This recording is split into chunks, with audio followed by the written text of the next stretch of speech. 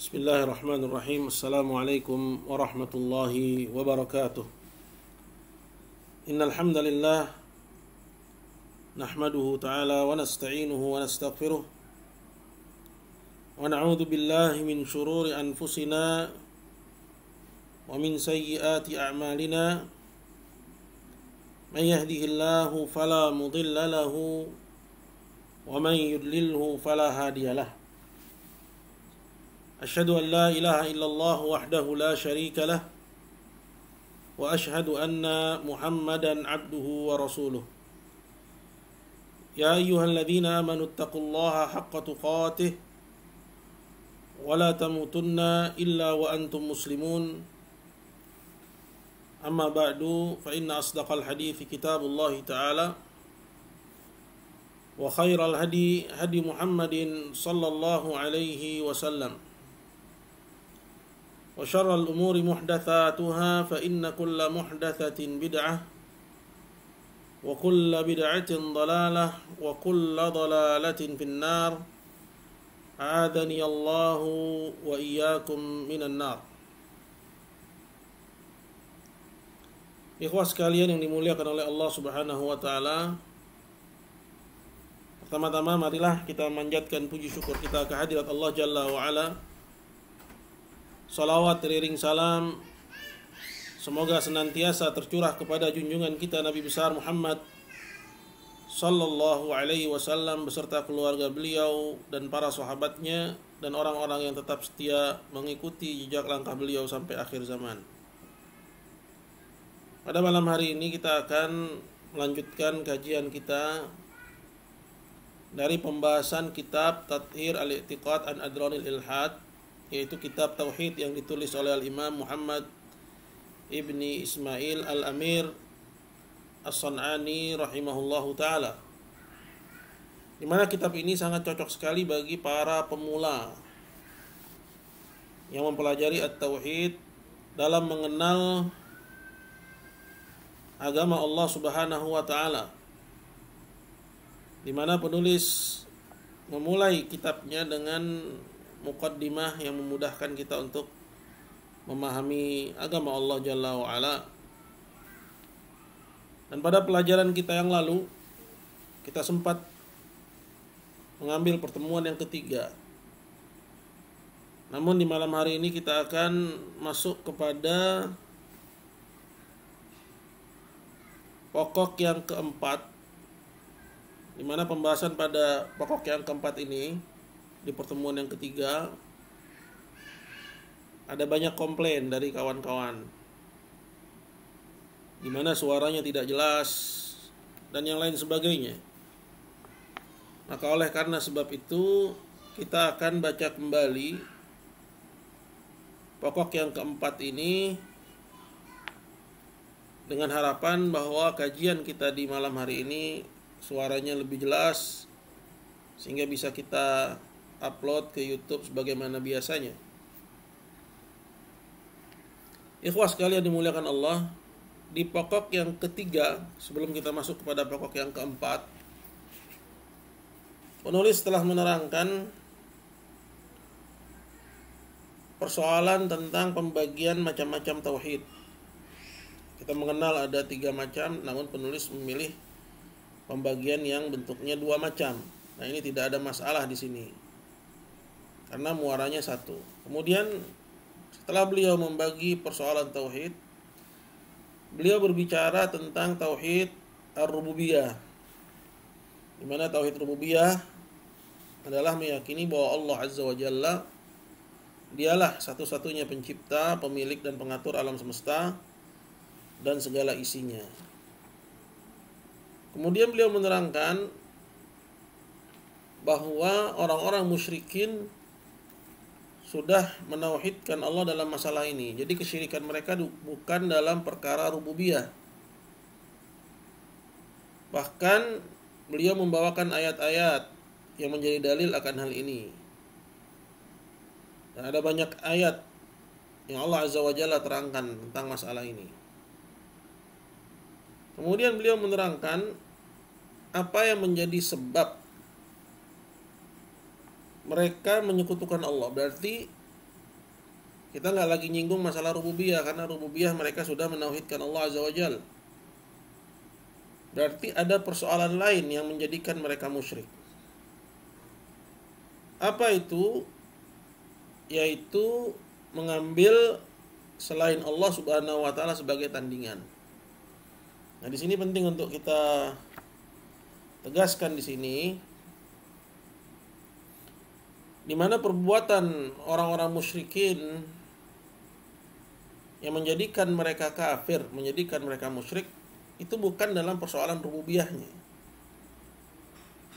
melainkan dalam persoalan ibadah atau dalam tauhid ibadah.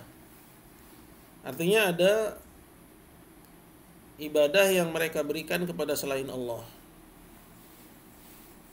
Nah, ibadah yang mereka berikan kepada selain Allah ini, mereka lakukan itu dan mereka punya alasan akan hal itu. Mereka menganggap bahwa selain Allah itu sebagai perantara mereka dalam upaya mereka beribadah kepada Allah Azza wa Jalla. Jadi tujuan mereka adalah agar mereka lebih dekat kepada Allah Subhanahu wa taala. Nah, ini poin. Jadi ini poin yang menjadikan mereka musyrik. Ada ibadah yang mereka berikan kepada selain Allah. Dan kedua, alasan mereka karena menurut mereka selain Allah itu adalah perantara mereka dalam beribadah kepada Allah. Jadi kalau mereka mau ibadahnya diterima, mereka lewat perantara. Perantaranya diibadahi juga. Mereka mau minta kepada Allah, mereka nggak langsung minta kepada Allah, melainkan mereka mintanya melalui perantaranya dipanggil-panggil. Ya, kemudian diberikan kepadanya ibadah juga. Nah, ini penting untuk kita tekankan. Ya, karena kalau sekedar mengambil perantara dan perantara itu selain Allah, memang tidak menjadikan orang tersebut musyrik atau kafir. Karena bentuk mengambil perantara ini bisa banyak bentuknya. Seperti misalnya kita beribadah kepada Allah dengan perantara syariat Nabi Muhammad SAW, maka ini perantara yang disyariatkan. Atau orang yang berdoa di samping kuburan orang soleh tanpa memberikan ibadah kepada orang soleh, tanpa memanggil-manggil orang soleh, tanpa minta-minta kepada orang soleh, ini nggak dikatakan syirik, namun jalan menuju kesyirikan. Dia menganggap bahwa doanya di samping kuburan orang soleh itu lebih mustajab. Ya, begitu juga ya, orang yang meminta kepada Allah dengan menyebut nama Rasulullah, kedudukan Rasulullah, ini juga bukan kesyirikan yang besar, tapi ini jalan menuju kesyirikan. Jadi kesyirikannya bukan pada persoalan mengambil perantara, melainkan ada ibadah yang diberikan kepada perantara tersebut. Ini yang menjadikan mereka musyrik. Mereka menyembelih untuk selain Allah. Kalau ditanya kenapa kamu menyembelih untuk selain Allah, mereka bilang mereka ini perantara. Mereka manggil-manggil selain Allah. Ini sudah masuk ke dalam bentuk ibadah. Karena manggil-manggil selain Allah dengan keyakinan bahwa selain Allah itu bisa memberikan kemanfaatan, dan kemanfaatan itu bisa aja bentuknya menyampaikan hajat kepada Allah Azza wa Jalla. Sedangkan orang mati tidak bisa menyampaikan hajat kepada Allah Subhanahu wa ta'ala. Berarti ada ibadah yang diberikan kepada orang mati ini. Jadi itu yang menjadikan mereka musyrik. Nah, ikhwas sekalian dimuliakan Allah Subhanahu wa ta'ala, ini yang kita ambil kemarin pada pokok yang ketiga. Dari sini kita akan ambil pokok yang berikutnya. Apa pokok yang keempat? Kata Imam Syaukani rahimahullah, al-aslur rabi', pokok yang keempat. Annal musyrikin alladzina ba'athallahu ar-rusula ilaihim muqirruna anna Allah ta'ala khaliquhum. Bahwasanya orang-orang musyrikin yang Allah utus kepada mereka para rasul itu, mereka mengakui bahwasanya Allah Ta'ala lah pencipta mereka. Dalilnya ada pada surat Zukhruf ayat 87. Allah berfirman, wala in sa'altahum man khalaqahum la yaqulunna Allah. Yang artinya, kalau kamu bertanya kepada mereka, wahai Muhammad, siapakah yang menciptakan mereka? Pastilah mereka akan menjawab Allah. Jadi mereka tidak mengingkari hal ini. Wa annahu alladzi khalaqas samawati wal arda. Dan bahwasanya Allah lah yang menciptakan langit dan bumi. Ini juga ada pada ayat yang ke-9 dari surat Zukhruf. Allah berfirman, wala in sa'altahum man khalaqas samawati wal arda la yaqulunna khalaqahunnal azizul alim. Dan kalau engkau tanya kepada mereka, wahai Muhammad, siapakah yang menciptakan langit yang 7 lapis dan bumi yang 7 lapis? Mereka akan benar-benar menjawab, yang menciptakannya adalah Allah yang maha mulia lagi maha mengetahui. Wa annahu ar-razzaqul ladzi yukhrijul hayya minal mayyit wa yukhrijul mayyita minal hayy. Wa annahu alladzi yudabbirul amra minas sama'i ilal ard. Wa annahu alladzi yamliku as-sam'a wal absara wal afidah. Dan bahwasanya dialah Allah, zat yang maha memberi rizki, yang mengeluarkan yang hidup dari yang mati dan mengeluarkan yang mati dari yang hidup. Ini diantara tafsirannya, mengeluarkan tumbuhan dari biji-bijian dan mengeluarkan biji-bijian dari tumbuhan. Dan bahwasanya dialah Allah yang mengurus semua urusan dari langit ke bumi. Dan bahwasanya dialah Allah yang memiliki pendengaran, menguasai penglihatan dan juga hati. Ini persoalan rububiyah udah selesai kita. Namun di sini Syekh atau Al-Allamah Syekh Al-Imam As-San'ani rahimahullah mengulanginya kembali. Ini di antara kritikan kepada kitab Al-Imam As-San'ani, itu banyak terjadi di situ pengulangan. Namun tentunya Al-Imam As-San'ani dalam hal ini memiliki alasan. Ya, dan di sini beliau mengulangi persoalan yang sudah dia sebut di pokok yang ketiga, karena ada perkara yang akan beliau sampaikan setelahnya. Jadi ini semacam tautiah, semacam ya pijakan titik tolak kepada persoalan yang akan beliau bahas berikutnya. Kemudian beliau berdalil di sini, yaitu yang terdapat dalam surat Yunus ayat 31. Qul ma yarzuqukum minas sama'i wal ard. Katakanlah,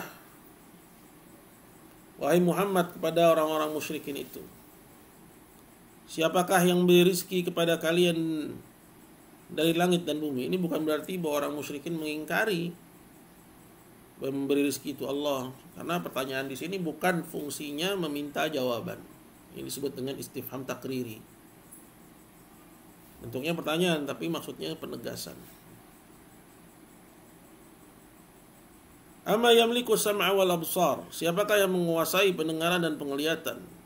Dan siapakah wa may yukhrijul hayya minal mayyiti wa yukhrijul mayyita minal hayy? Siapakah yang mengeluarkan yang hidup dari yang mati dan mengeluarkan yang mati dari yang hidup? Wa may yudabbirul amra. Dan siapakah yang mengurus semua urusan? Fasayaquluna Allah. Pastilah mereka akan menjawab Allah. Artinya orang musyrikin tidak mengingkari hal ini. Faqul afala tattaqun. Nah, katakanlah kepada mereka lagi, wahai Muhammad, tidakkah kalian bertakwa? Artinya ini celaan kepada musyrikin. Kalian bertahu hal ini, tapi kok nyembah juga kepada selain Allah. Begitu juga dalam surat Al-Mu'minun ayat 84-89. Qul limanil ardu wa man fiha in kuntum ta'lamun. Katakanlah, milik siapakah bumi dan siapa yang ada padanya, jikalau kalian benar-benar tahu. Sayaquluna lillah. Orang-orang musyrikin itu akan menjawab, itu semua milik Allah. Jadi dalam hal kepemilikan terhadap alam semesta secara utuh seluruhnya, musyrikin enggak melakukan kesyirikan. Sayaquluna lillah, itu adalah milik Allah. Qul afala tadhakkarun. Maka bilang lagi kepada mereka, wahai Muhammad, tidakkah kalian mengingat? Ini celaan kepada kesyirikan mereka dalam uluhiyah. sudah mengetahui rububiyah Allah namun menyekutukan Allah dalam hal uluhiyah, dalam hal ibadah. Qul man rabbus samawati sab'i wa rabbul arsyil azim. Katakanlah kepada mereka, wahai Muhammad, siapakah penguasa langit yang 7 lapis dan penguasa al-arsy yang besar. Arsy itu singgasana Ar-Rahman, ya, singgasana Allah Subhanahu wa taala. Dia merupakan atap bagi semua makhluk. Dan Allah Azza wa Jalla fawqal arsy. Allah di atas al-arsy. Siapakah penguasa al-arsy yang besar? Sayaquluna lillah. Pastilah orang musyrikin itu akan menjawab, itu semua penguasanya adalah Allah. Qul afala tattaqun. Katakan kepada mereka, wahai Muhammad, tidakkah kalian bertakwa? Artinya untuk kembali kepada tauhid dan meninggalkan kesyirikan. Qul man biyadi malakutu kulli syai'in wa huwa yujiru wa la yujaru alaihi in kuntum ta'lamun. Katakanlah kepada mereka, wahai Muhammad, di tangan siapakah kerajaan segala sesuatu, sedangkan dialah yang melindungi dan tidak ada yang bisa berlindung darinya, jikalau kalian benar-benar mengetahui. Sayaquluna lillah. Pastilah orang musyrikin itu akan menjawab, itu semua ada di tangan Allah. Qul fa anna tusharun. Katakan kepada mereka, wahai Muhammad, bagaimanakah kalian bisa dipalingkan? Jadi ini lihat ya, di ayat yang kedua ini, ayat 84 sampai 89, ya.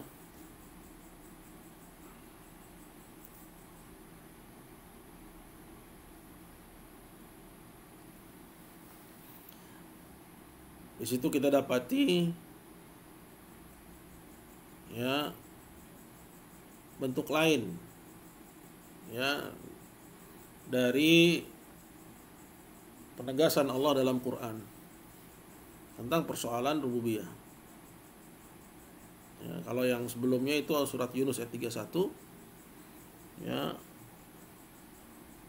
Allah Azza wa Jalla menggunakan istifham takriri, pertanyaan yang fungsinya sebagai penegasan. Di Al-Mu'minun ayat 84 sampai 89 juga demikian, dengan istifham takriri, ya, pertanyaan yang bentuknya penegasan. Namun di masing-masing ayatnya terdapat celaan. Ya. Afala tadhakkarun, tidakkah kalian mengingat? Ya, afala tattaqun, tidakkah kalian bertakwa? Ya, fa anna tusharun, bagaimana kalian, ya, bisa dipalingkan? Intinya bahwa musyrikun mengakui rububiyah hanya milik Allah, dan kesyirikan mereka bukan dalam hal rububiyah. Kemudian beliau berkata, "Hadza Fir'aun ma'uluhi fi kufrih." Lihatlah Fir'aun ini, di samping sikapnya yang berlebihan dan kekufurannya yang besar, wa da'wahu akbah dakwah, dan klaim dia, pengakuannya dengan pengakuan yang paling buruk. Ya, wa Fir'aun mengatakan, ana rabbukumul a'la, akulah Rabb kalian yang paling tinggi. Wa nutqi bil kalimati syan'a, dan ucapannya yang sangat buruk. Ya, dia mengatakan, ya Haman ibni li sarhal la'alli ablughul asbab as-samawati fa attali'a ila ilahi Musa wa inni la'adhunnuhu kadhiba. Ya, dia minta kepada Perdana Menterinya Haman, buatkan untuk aku tangga, menara untuk bisa sampai ke langit, karena aku pengen melihat, ya, Robnya Musa di langit, karena menurutku Musa ini berbohong. Jelas ini adalah ucapan yang sangat keji. Kemudian dia juga mengklaim, ya, bahwa dia tidak mengajak kecuali kepada kebaikan. Ya, ma urikum illa ma ara wa ma ahdikum illa wa ma ahdikum wa ma urikum illa ma ara. Ya, tidaklah aku menunjuki kalian kecuali apa yang aku tahu, dan tidaklah aku menunjuki kalian kecuali jalan yang lurus. kecuali jalan yang lurus.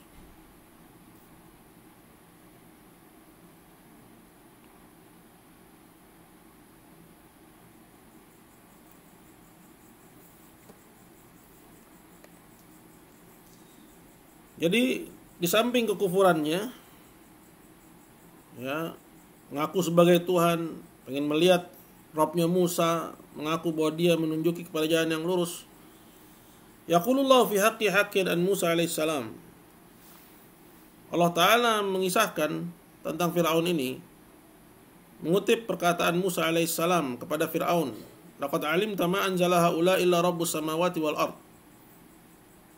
Kata Musa kepada Fir'aun, kamu wahai Fir'aun sudah tahu, sebenarnya sudah tahu, tidak ada yang menurunkan bencana-bencana itu selain Rabbus samawati wal ard basair, selain Rabb penguasa langit dan bumi dengan nyata, dengan mata telanjang. Ya, sebagaimana yang Allah Azza wa Jalla sebutkan dalam ayat yang lain, bahwa Allah Azza wa Jalla menurunkan ada 9 tanda kebesaran Allah Subhanahu wa taala. Sebagiannya bencana, sebagian lagi adalah mukjizatnya Musa. Ya, seperti yang Allah Azza wa Jalla firmankan, ya, dalam Al-Qur'an. Ya, farsalna alaihimut tufana wal jarada wal qummala wad dafadi'a wad dama ayat. Nah, kami kirim kepada kaumnya Fir'aun angin topan, wabah belalang, kutu, ya, kodok, ya, hujan darah sebagai bukti-bukti akan kebesaran Allah Azza wa Jalla. Kemudian juga Allah turunkan mukjizat, ya, tongkatnya Musa, tangannya yang bercahaya, ya, begitu juga bencana kelaparan dan berkurangnya buah-buahan. Ini semuanya ada 9. Nah, bencana-bencana ini kata Musa kepada Fir'aun, engkau wahai Fir'aun sudah tahu bahwa tidak ada yang menurunkan ini semua selain Rabbus samawat. Jadi di samping kekufurannya Fir'aun yang dahsyat dan luar biasa itu, sebenarnya Fir'aun sendiri, ya, nggak ada yang lebih kafir daripada Fir'aun, ya, yang menyai kafirnya Fir'aun, iblis. Bahwa Fir'aun sendiri mengakui bahwa dia bukan Rabb, bahwa Allah itu, ya, dialah pencipta langit dan bumi dan yang mengurusnya dan memilikinya. Apa maksudnya? Bahwa Fir'aun mengakui rububiyah Allah. Ya, pada hakikatnya Fir'aun itu mengakui rububiyah Allah Azza wa Jalla. Wa qala iblis, itu juga iblis. Iblis pun mengakui rububiyah Allah. Bahkan dia kenal kepada Allah, berbicara dengan Allah. Ya, namun dia kafir. Maksudnya apa ini? Bahwa persoalan seorang mengetahui perkara rububiyah itu enggak serta-merta langsung menjadikannya beriman. Ya. Kan iblis itu kufurnya karena enggak taat sama Allah Subhanahu wa taala. Disuruh sujud kepada Adam, dia enggak mau. Ya, oleh karena itu ulama mengatakan nih manusia yang disuruh sujud kepada Allah enggak mau lebih buruk daripada iblis. Iblis nggak mau disuruh sujud kepada Adam, ya. Tapi manusia nggak mau disuruh sujud kepada Allah. Dan kita bicara tentang iblis. Waqala iblis, dan iblis berkata, inni akhafullah rabbal alamin. Sungguhnya aku takut kepada Allah Rabb semesta alam. Ya, iblis mengakui, ya, akan adanya Allah, akan rububiyah Allah, bahwa dialah pencipta, milik, pengatur atas alam semesta. Tapi kafir nggak iblis? Kafir. Ya, kufurannya dari jenis yang lain, bukan karena beribadah kepada Allah, pada selain Allah. Ya, tapi karena dia tidak mau taat terhadap perintah Allah. Aba wastakbara wa kana minal kafirin. Iblis enggan dan sombong sehingga dia menjadi termasuk orang-orang kafir. Intinya gini loh. Kita kan sekarang mendengar, ya, orang kafir itu orang yang gak percaya Tuhan. Lah ini ada, iblis saja percaya Tuhan, dia kafir. Fir'aun percaya Tuhan tapi dia kafir. Ya, jadi itu racun gitu. Orang yang ngomong orang kafir itu orang yang gak percaya Tuhan. Ya. Jadi yang benar apa? Yang benar, ya, bahwa ada orang yang percaya kepada Tuhan, bahwa Tuhan itu pencipta, pengatur, namun dia tetap kafir. Bahwa sekedar mengakui rububiyah Allah itu bukan atau tidak serta-merta menjadikan dia beriman, ya, sampai dia menauhidkan Allah dalam rububiyah, dalam uluhiyah, dalam uluhiyah, sampai dia taat kepada Allah Subhanahu wa taala, tidak menyombongkan diri dari perintah Allah, dan seterusnya dari turunan yang banyak dari persoalan-persoalan al-uluhiyah. Karena uluhiyah, ya, artinya menjadikan Allah sebagai satu-satunya yang diibadahi, dan ibadah itu satuannya ada banyak. Wa qala, dan iblis juga berkata, Rabbi bima aghwaytani, wahai Rabb, karena engkau telah menyesatkanku, la aqudanna lahum siratal mustaqim, aku akan menghalangi hamba-hambamu dari jalan yang lurus. Di sini iblis bersumpah, sumpahnya dengan nama Allah. Ya. Dan iblis juga berkata, Rabbi fa'anzirni ila yaumi yub'atsun. Wahai Rabb, tangguhkanlah kematianku sampai hari kebangkitan. Nah, ini dalil semuanya menyatakan bahwa iblis percaya Tuhan, mengetahui bahwa Allah Rabbnya, penciptanya, pemiliknya, mengaturnya satu-satunya. Namun kendati begitu dia tetap kafir. Artinya kalau Fir'aun dan iblis, inilah contoh orang-orang yang sangat dahsyat kekufurannya namun percaya kepada Tuhan. Nah, ini berarti sebagai bantahan kepada orang-orang yang mengatakan, saya kan sudah tahu Allah satu-satunya pencipta, masa saya kafir. Padahal dia perbuatannya ngapain? Nyembah selain Allah. Kemudian berkata Imam As-San'ani, wa kullu musyrikin muqirrun bi anna Allah khaliquhu, bahkan setiap musyrik mengakui Allah lah penciptanya. Ya. Maksudnya kalau dia menyembah selain Allah, maka dia musyrik walaupun dia mengakui Allah sebagai penciptanya. Wa khaliqus samawati wal ard, dan Allah lah pencipta langit dan bumi. Wa rabbuhum wa rabbu man fihima, dan Rabb mereka, ya, Rabb bagi langit dan bumi, dan juga Rabb atas apa yang ada pada keduanya di langit dan di bumi. Wa raziquhum, dan bahwa Allah lah yang beri rizki kepada mereka. Ya, jadi orang musyrik, ya, yang melakukan kesyirikan dengan beribadah kepada selain Allah mengenal rububiyah Allah. Ya, bahwa rububiyah Allah itu belum menyelamatkan seorang dari kesyirikan dan kekufuran. Qala liyadha ihtajja alaihimur rusul biqaulihim, oleh karena itu para rasul, ya, menyampaikan argumen ini dalam dakwahnya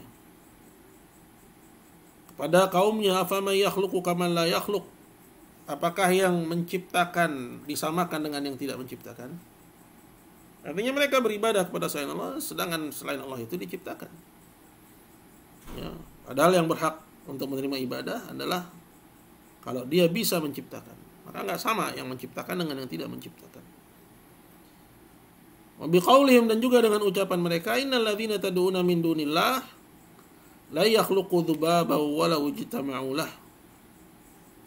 Sesungguhnya orang-orang yang kalian seru selain Allah itu, mereka tidak sanggup menciptakan walau seekor lalat sekalipun semuanya berkumpul untuk menciptakannya.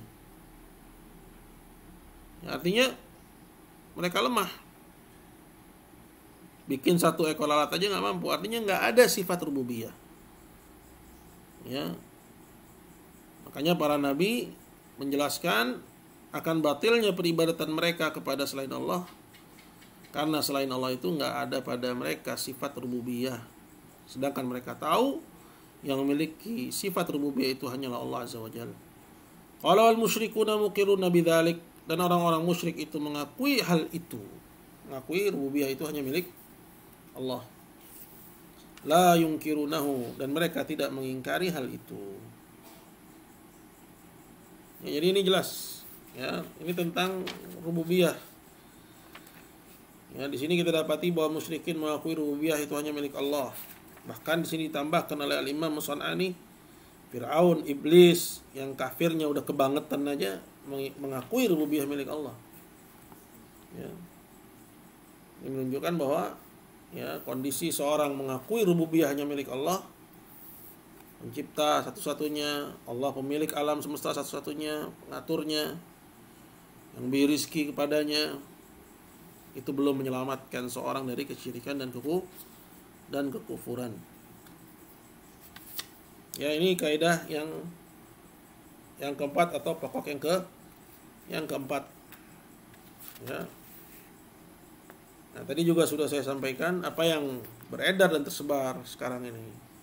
Sengaja disebar oleh musuh-musuh Islam, mengatakan bahwa di Indonesia ini nggak ada orang kafir karena nggak ada orang yang nggak percaya Tuhan, semua percaya Tuhan. Karena orang kafir adalah orang yang nggak percaya Tuhan. Ini ya syubhat syaitaniyah. Ya. Bagaimana Allah terangkan dalam Al-Quran, banyak contoh orang-orang kafir yang mereka percaya Tuhan, namun mereka tetap kafir kepada Allah Subhanahu wa taala. Jadi hati-hati ya seorang tergelincir dalam hal ini, ya. Dan tadi sudah disebutkan di kaidah yang sebelumnya bahwa kesyirikan yang musyrikin adalah dalam persoalan memberikan ibadah kepada selain Allah Subhanahu wa taala.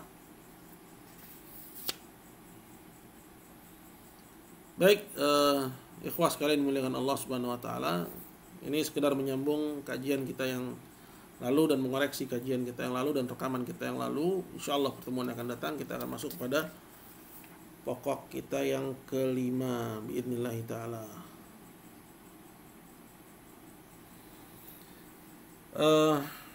Kalau ada teman-teman yang mau bertanya mungkin saya bisa persilahkan insyaallah. Ya, teman-teman yang live ya boleh bertanya. Saya yang nggak ambil pokok yang kelima, biar kita sisakan yang kelima dan yang keenam pada pekan yang akan datang. Kenapa? Karena hari ini cukup melelahkan. Ya, kita masih ada tamu, insyaallah berlanjut besok juga. Kawan-kawan yang bisa datang sangat diharapkan kedatangannya. Ya, di samping kita juga menyambut tamu, juga ya al-ilmu yu'ta. Ya, ilmu itu harusnya didatangi. Ya, apalagi besok libur, ya ambil kesempatan untuk hadir di majelis ilmu. Antum bisa juga ketemu sama syekh di sana. Dan insyaallah panitia akan membuka sesi tanya jawab. Bismillah. Ya, walaupun syekh mengatakan ini kitab isinya udah tanya jawab. Ya, untuk apa lagi ya ada sesi tanya jawab. Jadi boleh kalau teman-teman ingin menyampaikan pertanyaan, tentunya seputar apa yang disampaikan sebagai taudih, ya penjelas dari apa yang disampaikan saja, maka nggak apa-apa kata Syekh. Allahu a'lam. Baik, kalau ada pertanyaan ini teman-teman yang di YouTube boleh jika ada yang ingin disampaikan. Saya belum lihat live chatnya nih. Live chatnya. Nah, jika nggak ada pertanyaan, maka kita cukupkan aja sampai di sini. Semoga apa yang disampaikan ada manfaatnya. Subhanakallahumma wa bihamdik, asyhadu an la ilaha illa anta, astaghfiruka wa atubu ilaik. Assalamualaikum warahmatullahi wabarakatuh.